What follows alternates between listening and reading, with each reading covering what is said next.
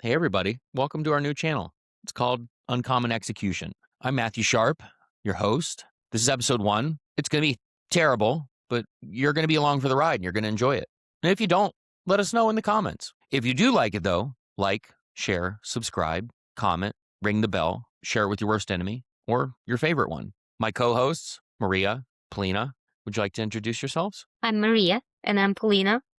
They just so happen to be twins, by the way. Who are you? Where are you at? We are real estate agents out in Colorado. No kidding. How long have you been doing that? 3 years now. What's your favorite thing? Getting coached by Matt.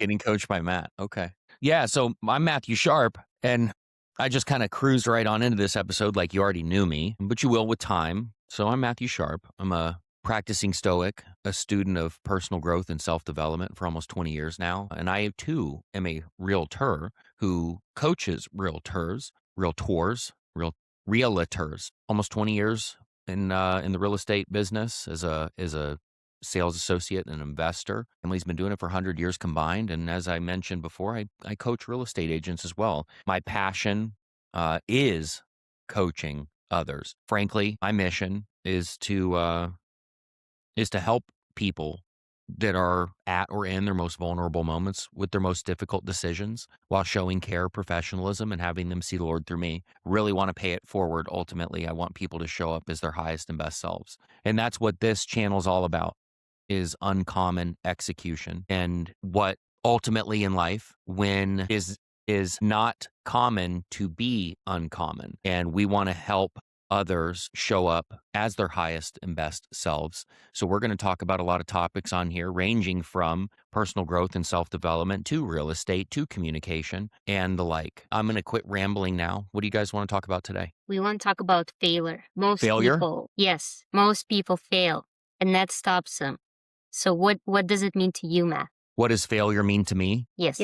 Failure to me, it's 100% symbolic of who I am. I'm here today because I'm a combination or a culmination of many failures. I've often said to people that I coach and mentor that I have failed more than most people will ever try. And the statistic that I'm most proud about is not my wins, because my wins don't teach me anything. It's my failures. Failure to me, actually, one of the quotes, and I told you guys this quote before, but one of my most cherished quotes as of late is, your success in life is ultimately predicated on your wantingness to endure failure at scale. And the faster and more comfortable you become with failure ultimately will lead to your highest potentiality of success in life. So that's kind of what it means to me. And It's everything. Matt, how do you get comfortable with failure?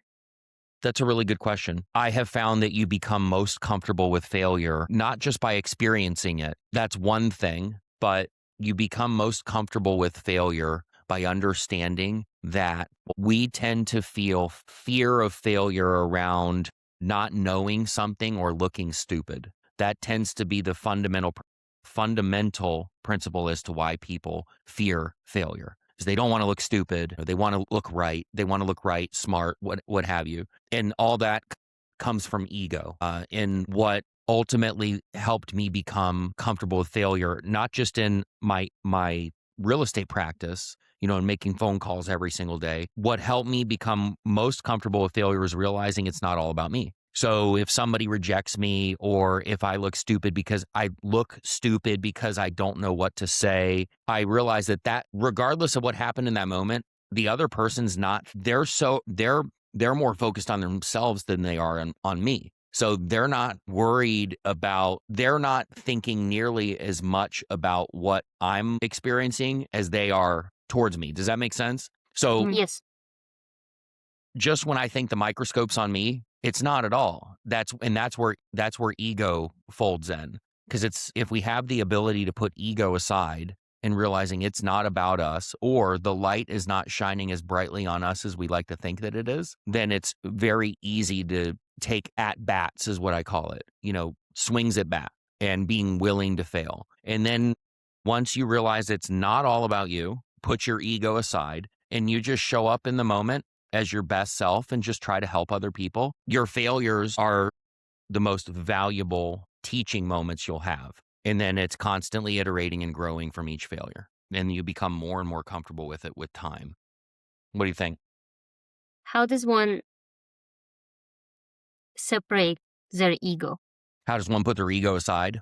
By realizing, like Albert Einstein said, only a life lived in service of others is worth living. So that's a quote from Albert Einstein. I have a big vision board on my wall here, and that's one of the quotes I have on my wall. And realizing that our highest and best use of our potential in life is being of service to others. And when you're of service to others, by virtue of being of service to others, you're putting yourself aside. It's realizing that you are not the most important thing in this world. We are all important to each other, but there's nobody that's of utmost importance. So the best thing that we can do for each other is to be of service to each other. And when you're of service, when you are of service to other people, just by doing that, you're able to put your ego aside. It's like, have you guys ever gone out and worked in like a soup kitchen or done community service and you didn't think about yourself at all when you did that, Mhm. right? But Yeah, you right. felt really, really good Mhm. after doing it, right? Yeah, right. Well, it was just because you weren't focused on yourselves. You were focused on giving back to other people. And when Mhm. you're focused on giving back to other people, your ego is gone Mhm. because it's not about you looking superior. It's not about you looking smart. It's not about you being perceived as wealthy or more intelligent or better than. It's just, I'm here. How can I serve? That's how you put your ego aside. For somebody who's struggling with thinking of others and, because we're always concerned about the next paycheck or what does tomorrow look like, it's hard to think about other people when you are in a place where life is hard. So what are some clues or what are some tips that you can offer to help bring your mindset back to thinking of others? It can be really tough to focus on other people when you're in, I call that scarcity mode, or when you're in starvation mode, right? The biggest piece of advice that I can give people in that place in life is, number one, it's not forever. You can stay there forever if you're a victim of your circumstances and you allow yourself to, but be a victor, not a victim. Don't allow that situation right then to define who you are, because it's not who you are. That's a state that in states can be changed. So that's first. The second thing is, and Tony Robbins talked about this in one of his where he was down and out. He had like 12 bucks in his pocket. He goes into this restaurant and there's this mother walks in with her son, and he's about to leave. Tony's about to leave. He's about to, walk out the door of the restaurant. And he walks over to the little boy and he said, "Hey, it's great. You're taking your lady out for lunch." And he goes, "That's my mom." And he said, "Well, that's really admirable of you." And he goes, "I don't have any money." And so Tony reaches in his pocket and he only had like 12 bucks left or whatever it was. It was a small amount of money. And he put it on the table and he said, "You're doing this for your mom. You're taking your mom out to lunch." And it was all he had. And it put him in a, what you focus on expands. So if you focus on the fact that you don't have anything, or you're in a feast, or you're in a scarce place, you're vibrating at a low frequency, and it seems like you're at wit's end, by being of service to other people, and by, this sounds really woo-woo, but kind of releasing it to the universe, like being able to realize that it's not forever. That's just temporary, and doing things for other people without the expectation of receiving anything in return. Brian Buffini, one of my mentors, says that if you give it out in slices, it'll come back in loaves. So like with Tony giving what little money he had left to that little boy to buy lunch for he and his mom, it perpetuates this state of the universe will always give you back what you give it. So I'm a huge, I'm a big parable person, so like stories. And Dr. Wayne Dyer talks about how in one of his speeches, he talks about how if the ocean of abundance is infinite. You can go to it with a Mack truck or an eyedropper, and you could fill up the eyedropper with abundance, and you'd say, "That's all I get for the day." Or you could fill the Mack truck up time and time again, and the ocean of abundance wouldn't go down a zillionth of an inch. So it's all there. It's just how you focus on it. Everything that you could ever want in life exists already. The problem is we get stuck in our current state, not realizing that it is a state and it can be changed at any moment. And it's all about where you put your focus. So how do we get out of it?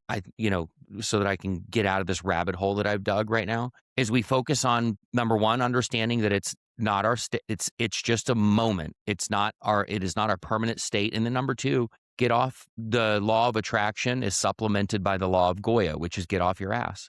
Get off your ass and go be of service to other people. Go help other people. Because if you give that out in slices, it will come back in loaves. Jim Rohn talked about how you are paid in life in direct correlation to the value that you give to the world. So moral of the story is you can't stay in that state if you are of enough value to the world, because it will just come back to you. Hopefully that makes sense, or not. Out of curiosity, Matt, have you always done business this way and lived your life this way? Or was there a turning point for you where you realized this is how I'm going to live my life from now on? God, yeah. No, I was a terrible person. I started my personal growth journey almost 20 years ago. The topic of this podcast was failure, right? And obviously failure means everything to me, because it's a combination of all my failures it's what has gotten me here.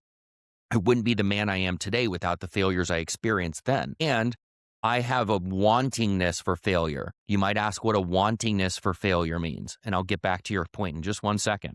But most people will have a willingness to experience failure. So remember earlier I said that success in life is predicated on my willingness? Mhm. Well, really I need to change that quote, and my success in life is predicated on my wantingness to experience failure at scale. Because most people, they're willing to if you told them that if you experience enough failure, you would be successful, like insert whatever their definition of success is, Mhm. then they would be willing to experience enough failure to see that happen, right? But then what happens when that happens? Well, then they're not willing to experience more failure than that, Mhm. right? I have a wantingness to experience as much failure at scale as I can. Every day I get up and I come into the office to make my calls for my real estate practice. I know that everything I want in life is on the other side of being of service to enough people and experiencing enough failure. My successes don't teach me anything. My failures teach me everything, right? But if I experience enough failure, I know, like the principle of go for no, I know that with enough no's, I will eventually get to a yes, which will then compound and compound and compound. And so I have a wantingness for failure, not a willingness.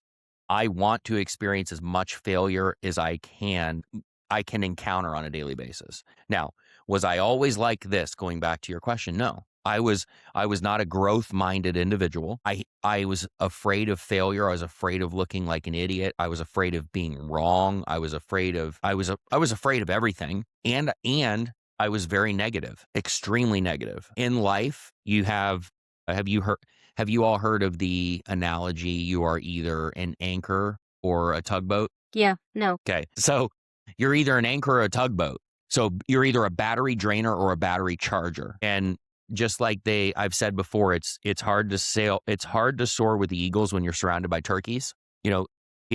And the same thing with battery drainers and battery chargers. You're a combination of the 5 people you surround yourself with. If you're surrounded by 5 battery drainers, you're just going to go through life miserable, complaining about everything, feeling justified, having resentments, finding a problem for every solution, just being somebody that nobody wants to be around. And that was me before I started my personal growth journey. Nobody wanted to be around me, including my wife and family. And I realized when I was forced to leave my home, something had to change. And that something was me, not them. Notice the difference. That's when it shifted from victim, battery drainer, energy sucking vampire, anchor, not a tugboat, right? I started to shift the paradigm to become a tugboat, a battery charger, a lighthouse, giving people energy instead of robbing them of it. Because I realized I had to change. It wasn't everybody else. I was the problem. And that was the start of the journey. And I've never looked back. And here's the cool thing. I'm not standing in front of whoever the 0 people we're standing in front of right now, speaking into a vacuum at this point. Hopefully the subscribership will grow with time. But I'm not standing in front of whomever is watching this right now saying I arrived, because I haven't. You're always in a state of, man, Dr. Wayne Dyer didn't like to refer to it this way, but he talked about how, a lot of people will end up in this perpetual state of striving and never arriving. In other words, he wants people to be happy where they're at, but I'm never going, each day I aspire to be a better version of myself. Fractional percentage is better. So I'm not here to say I've arrived and you should too. Like you should be here where I am. The mountaintop is so beautiful. It's not it. It's we can grow always and always. What do you think? My next question is based off of what you said. When you were an inker and a battery drainer, the people that you were surrounded with, were they also battery drainers as well? And if they were, how did you take that step forward to maybe not letting them loose and finding the right group of people for you that energize you and get you up in the morning and make you more? How did you know you were a battery drainer? Because nobody wanted to be around me. My family, most importantly. So I was working with my father-in-law in his real estate practice. So was my wife. So was my mother-in-law. So was my brother-in-law. We all kind of worked and lived together to some degree, or close to each other, but we worked together. And they were my world. They were everything. And none of them wanted to be around me. None of them. I was a victim. I was the epitome of a victim. Woe is me. Just, I can't even really verbally describe it well anymore because I'm so far removed from that person. I wanted compassion and empathy and sympathy and everything from everybody, and I was a victim, and everything was everyone else's fault, and I took no ownership of anything. So unfortunately, I didn't have a lot of people in my life at that time other than my family. And when I lost them, that's when I realized, they said, hey, you don't got to go home, but you can't stay here. And so when I lost them, that was the turning point on, okay, I have to change if I have any. Well, here's the cool thing. Initially, I started the personal growth journey as a victim saying, I need to change if I have hopes of getting them back. So it's changing for the wrong reason. And then eventually I realized, I have to change for myself. If I have hopes of having anybody in my life ever, not just them, I'm not changing to get them back. I'm changing because I don't like when I look in the mirror, I don't like the person that looks back. Mm-hmm.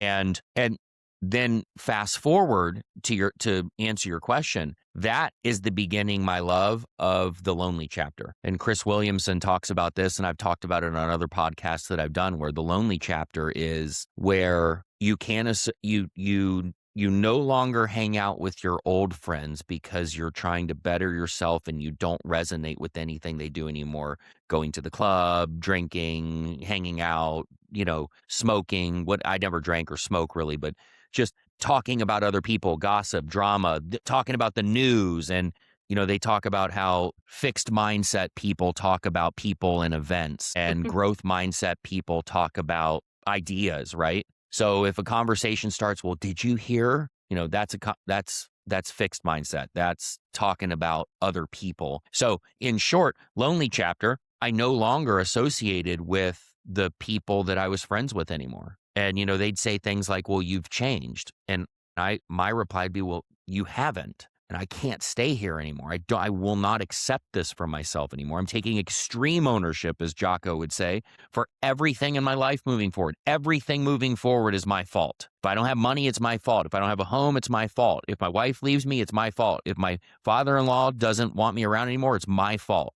If I can't make new friends, it's my fault. And then you start to cultivate yourself and grow into the person you want to be. And the lonely chapter is your old friends are back here. The people that you'd like to hang out with are way off in the distance. So you're in this zone where you can't go back, and you haven't made it to the people that you really aspire to have a relationship with.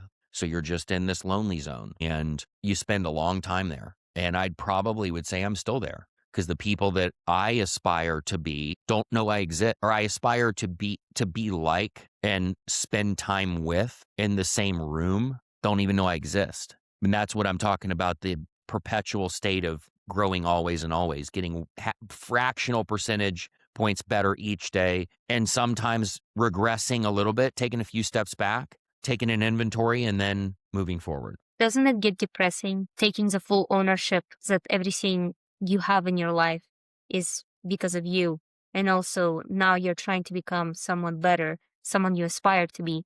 But with all of those failures that are coming at you, it might seem like it's never unattainable. It can. It can be depressing if you allow it to, but I choose to reframe it. And the way I reframe it is, if life were nothing but wins, then what would the purpose of life be? Spend on that. Well, if life was just one success after another, one payday after another, one beautiful woman, in my case, and the top 1% male in your case, 6'6", making $500,000 a year, and no kids, no baggage. Like, if that's what life was, one after another, what would the value of life be? It would be just it would be a slideshow of highs. It's the failures that give the highs meaning. So I like to reframe the way I look at failures when possible. Sometimes, like Mike Tyson talks about, everybody's got a plan until you get punched in the mouth. And every once in a while, you get punched in the mouth a few more times than you'd like to, and it sucks. But when I'm able to take a step back and reframe it and accept the fact that this is a failure, this is a learning moment, only my failures are going to teach me anything. So I'm grateful for them. Does it get depressing? Yes, every once in a while. However, I do my best to change my state when I experience the failure, and I am elated by the fact that this is a moment to learn. This is a moment to get better. This is a moment to sharpen the axe, perfect my craft. And this is going to give the next win it's going to give me much more perspective on the next win. When the next win comes around, I'm going to be that much more grateful for it, right? So it can be depressing if you allow it to be. Like in the real estate world, if you go months and months and months and months and months without a transaction, hell yeah, it's depressing. However, I like to reframe that. And if I'm not taking massive action to change that scenario, then I know what I need to do. Like, I look at just by saying that, in my head, I said, well, the good news is I just need to make more calls. Mm-hmm. Like, what's the one thing I churn when the failures begin to overwhelm you, and they will, I start to take extreme ownership in those moments and ask myself, what's the one thing that I could be doing right now to change that? And that tends to be the thing that you need to take massive action on. It reframes the failure. And then you just start making progress in the right direction, taking those actions. If you are a victim, though, and allow yourself to sit in those failures, David Goggins talks about the poopy pants. If you let yourself sit in your poopy pants, then yeah, it's going to suck. I just look at it as I'm in a learning season, right? You have earning seasons and learning seasons. I'm in a learning season right now, experiencing these failures. I just need to change. There's a lesson I need to learn right now so that I can then shift into an earning season. And again, the last thing I'll say, every season of failure, there's the quote that talks about how you don't judge each day by the harvest that you reap, but the seeds that you sow. So each season of failure, I just make sure I'm sowing a lot of seeds, planting a lot of seeds, because then I'm going to reap a harvest on the other side. It's going to be that much more sweet when I get to the other side because I planted those seeds when I was in the valley. Mm-hmm. I want to know, so if a person is failing every single day and they're waiting for that yes, how does one know if they're failing forward or if they're just lacking a skill?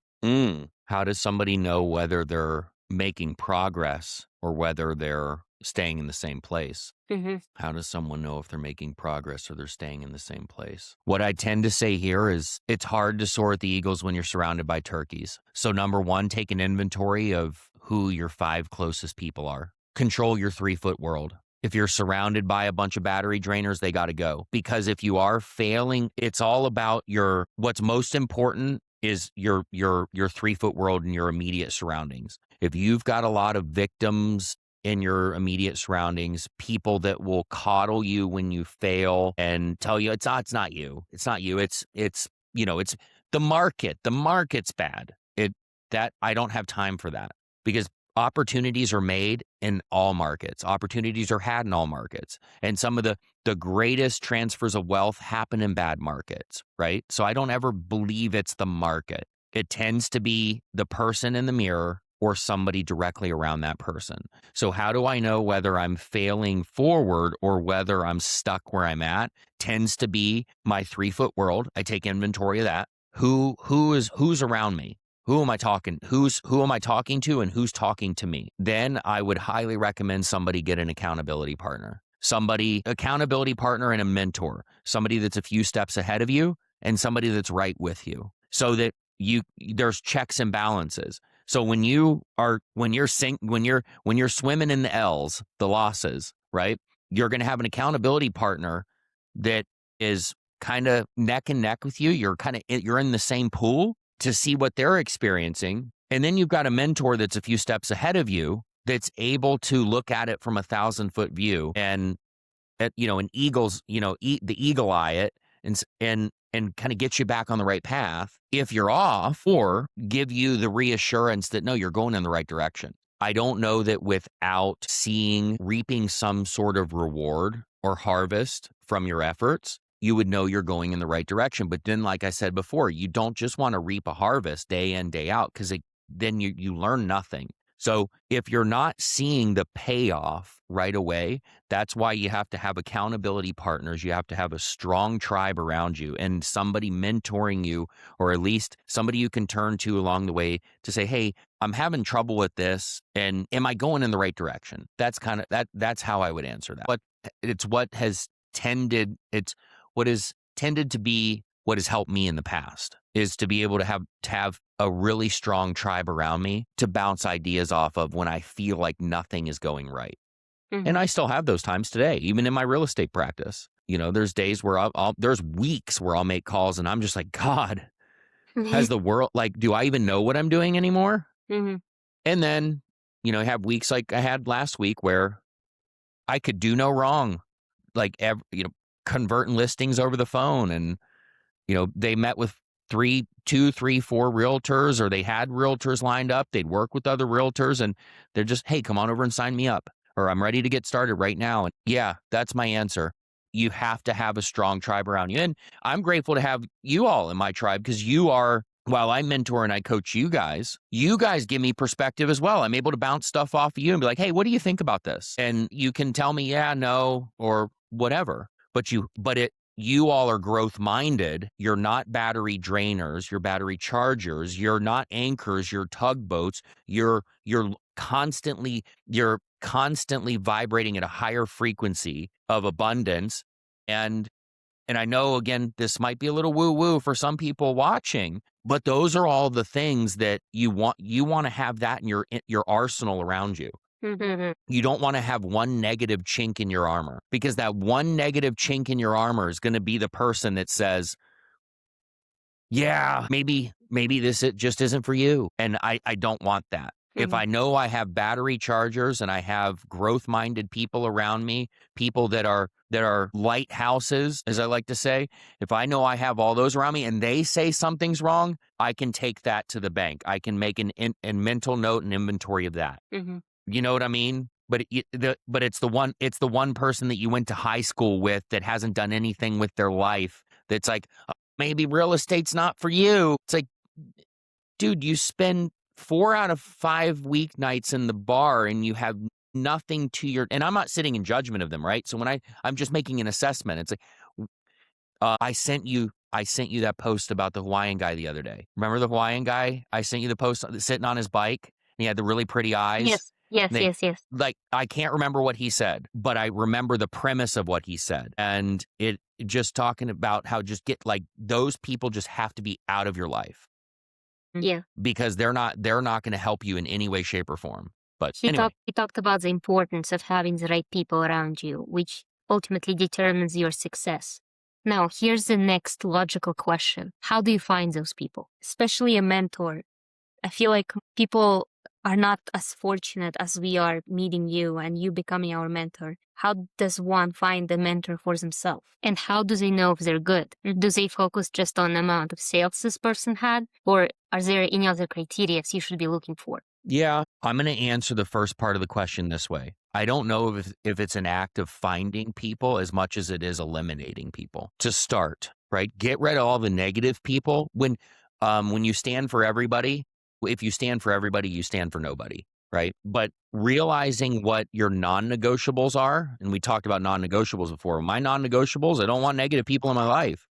If it's somebody that's constantly complaining, if it's somebody that's constantly a victim of their circumstances, somebody that's always sick and talking about how they're achy and, oh, I got to go to work and I don't have enough money and, oh, things are so expensive and, oh, did you see the politician? Oh, did you watch the news? Anybody like that, they got to go.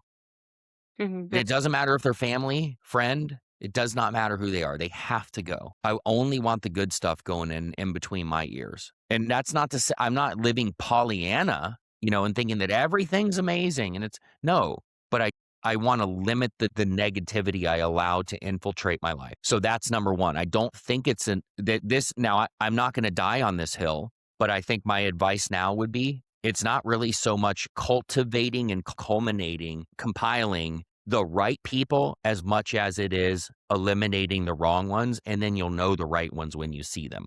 Because if you're surrounded by the wrong ones, you're never going to be able to see the right ones because you won't recognize what the right ones look like, number one. And number two, when the right ones see you coming, because you're surrounded by the wrong ones, they won't want you in their lives either. Mm-hmm. Right? It's just like I said, when talking about like people that want to find a good partner in like boyfriend or girlfriend or, a husband or a wife or whatever. Well, listen, if you want the 6'6", I'm just messing around now, Mm-hmm. if you want the 6'6" guy that's growth minded, no debt, no baby mama drama, professional, earns $500,000 a year, in really good shape, runs marathons, Ironmans, whatever, I'm not obviously not that athletic. I bodybuild and I play hockey. But if you want that guy, guess where you're not going to find him? At the bar or at a rave or at a trap house or like insert situations where you won't find him. Where will you find him? Probably at the gym. Might find him early mornings in the gym or, on the weekends running the pier or the beach or, right? Not going to find him with a beer in his hand, sitting what the guys down here, they go to the sandbars with their big fat bellies and their cooler of alcoholic beverages floating by them in the water. It's like, that's not where you're going to find them. Mm-hmm. So, moral of the story, get rid of the bad ones. You know what they look like because that's the reason you don't want to be there anymore. Mm-hmm. You're like, I don't want to be that. Dave Ramsey talks about how nobody can grow from their current scenario until they've had the I've had it moment. The moment where they just say, God dang it, I'm not staying here anymore. Mm-hmm. I had that moment when I got kicked out from my family's home years ago, almost 20 years ago. Yeah, about that time. But I had that moment. God dang it, I will not live like this anymore. Not going to have my family hate me. I'm not going to be financially strapped. I'm not going to be so negative that nobody wants, even my wife doesn't want it. My wife is embarrassed to be around me and have other people be around me. I won't be here anymore. I will not be here anymore. And I eliminate the negative people. And then you tend to very occasionally run into the right people. And then it opens the doors to you start having conversations with the right people. Mm-hmm.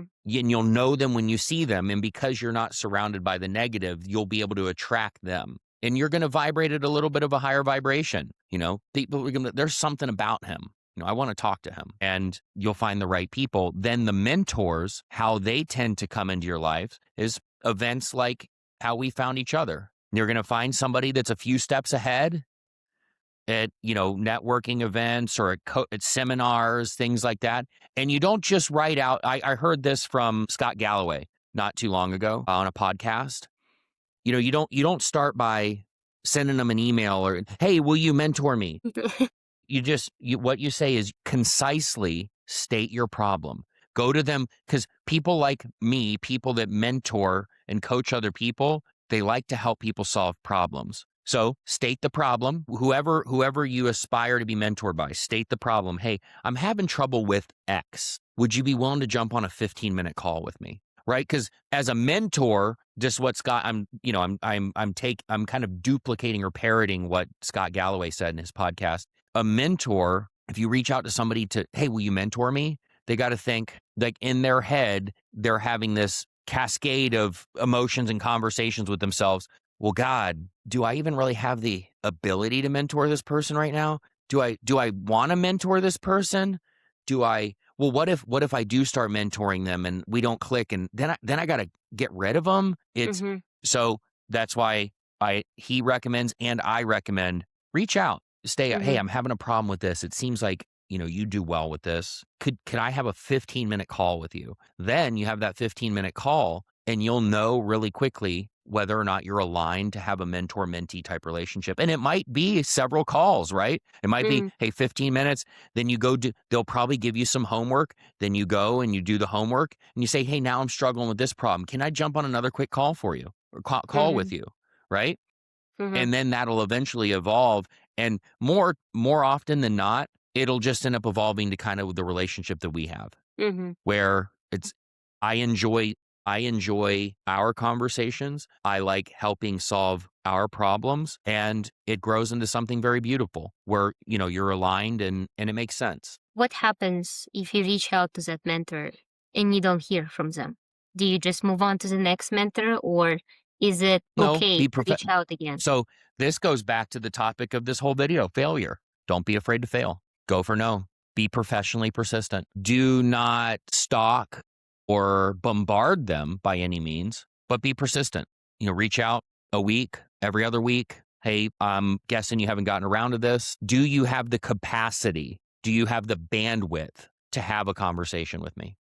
Kind of like we do in real estate, with our, hey, would you be against, or you haven't given up on me, have you? Just play, maybe play with them a little bit, be, joking, candid, but no, be professionally persistent, and just realize that your success in life is predicated on your wantingness to fail at scale. So just keep going, and every week, every 2 weeks, reach out, especially if it's somebody that you really want to connect with. Like, I would like to connect with Scott Galloway, so I'm going to do just this. I'm going to reach out to Scott Galloway in this capacity and say, hey, I'm struggling with, would you be willing to speak to me for 15 minutes?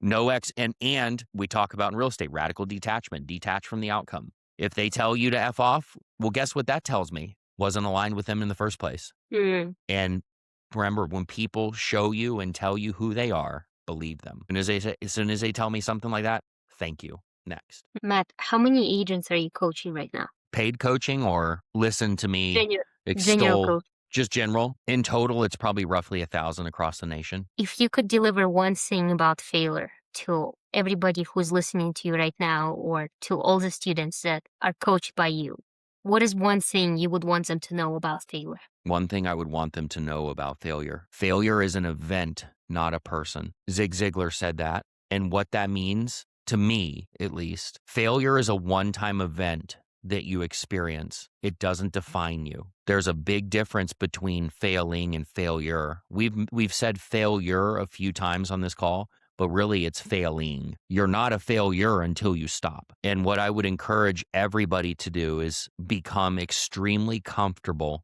with failing, knowing that if they develop a willingness and then a wantingness to fail, they will be anything but a failure. Because if they continue to fail, not failure, if they continue to fail, the act of failing will ultimately lead to them being a success.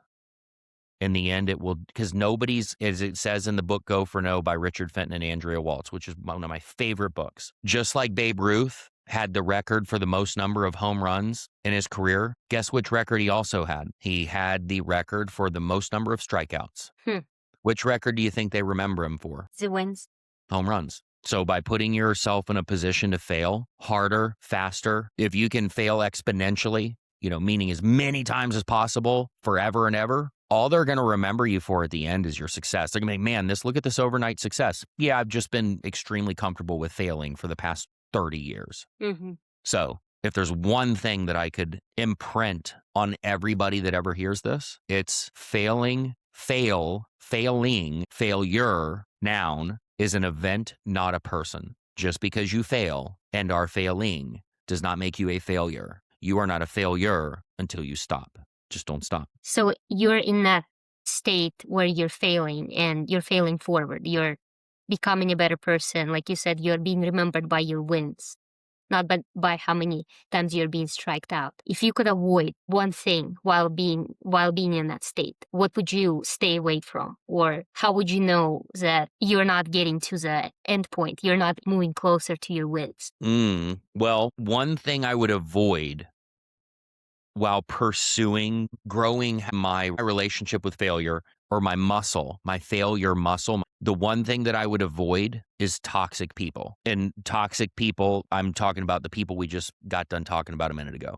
Because when you go to a person, man, I've got my brain is a vault of useless quotes and aphorisms and things of that nature. And I'm trying to pull one right now and I can't think of it off the top of my head. But if you try to have a conversation with that type of person about failure and failing, they only know how to speak one language when it comes to that. And that's not the language that you need. It's not what you need to hear on that endeavor. When you're on this path, the message that you need to hear is just one more, do one more, make one more call, take one more at bat. Go on one more appointment, knock on one more door, shake one more hand, go to one more event, introduce yourself to one more girl, introduce yourself to one more guy. But if you take that scenario to one of those people that we talked about before, they're going to say, F them. It's them. It's not you. Just give it up. Give it up. Try something else. Try something. No, it's not. They only speak one language and it's woe is me. And I don't. So if there's one thing to avoid when you're on the path of growing always and becoming more comfortable with failing, not being a failure, with failing forward, failing harder, failing faster, developing a wantingness to fail. Avoid your old friends. Avoid the negative people at work. Avoid people that have done a lot of nothing for a long time, because they're just going to tell you they're going to try to give you they're going to try to confirm their bias, which is market sucks, nobody's buying, nobody's selling, that doesn't work, making calls doesn't work, knocking on doors doesn't work, going to events doesn't work. They're going to tell you how everything you're doing doesn't work. It's called, Zig Ziglar talked about that stinking thinking. and I like, so like when you're on the path, whatever that path is, stay on that path. And like we talked about when you get rid of the wrong people, you tend to find the right people. Go to those people when you're on the path and you're failing, because they'll help you realign your compass. And then you'll develop. And when you find those mentors, go to them and say, hey, I've been swinging and I'm still swinging and I'm missing. And they're going to say, swing one more time. Mm-hmm. Or choke up on the bat like this, or, stand over here, or do this. They're going to help you see your blind spots. But what they're not going to do is buy into the bullshit. Mm-hmm. They're not going to say, no, it's the wrong market. It's just the wrong time. No, they're just going to say, no, we just got to change. We just got to, mm-hmm. What else? Thank you for your time, Matt. Yes, I say that you really changed our perspective about failure.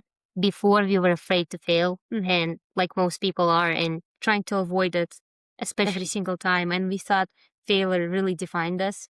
And I think the art of detachment also helped us not take things personally. But yeah, we didn't really talk about that much.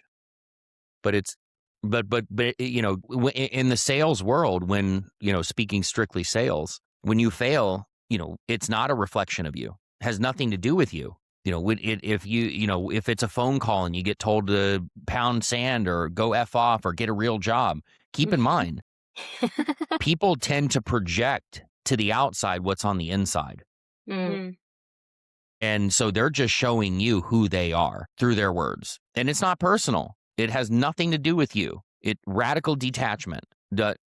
Going into each conversation, each event, each scenario, same thing with dating too. Going into every scenario saying, I'm going to see where this goes. But wherever it is, we'll take it as it comes. And if it's not for me, that's okay. Because I realize that every no, every failure, every date that doesn't work out, every meeting that doesn't go the way I want it, it's the universe taking something, it's moving the junk out of my way that's not for me, and it's clearing the path for the things that are. And I know that, and I really trust that the universe delivers in that way.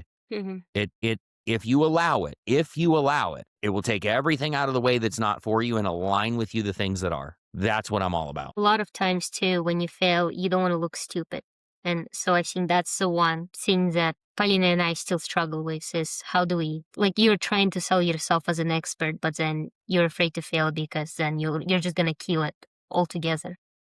Well, when I was mumbling through the beginning of the podcast, so for everybody that has stuck with us for this long, I have another podcast that I do, which I will not plug here. And in that podcast, we talk about different stuff. And ultimately, the format is a little bit different. But as I was saying at the beginning of the podcast, people aren't thinking about you nearly as much. Like, don't flatter yourself. I've said that in the past. Don't flatter yourself. You're not that important. So when you're afraid to look stupid, realize that the other person is worried more about what's going on in their world than anything you're saying. They're worried about, what are we making for dinner? Oh my God, the dog pooped on the floor. Oh, my wife, we got into an argument this morning, and I'm hoping that when she comes home, she's not mad at me and makes me sleep on the couch. And I'm hoping that she comes home, or oh, my wife's cheating on me. My husband's cheating on me. Oh, my kid's failing school. It's like, these are the scenarios that are going through their head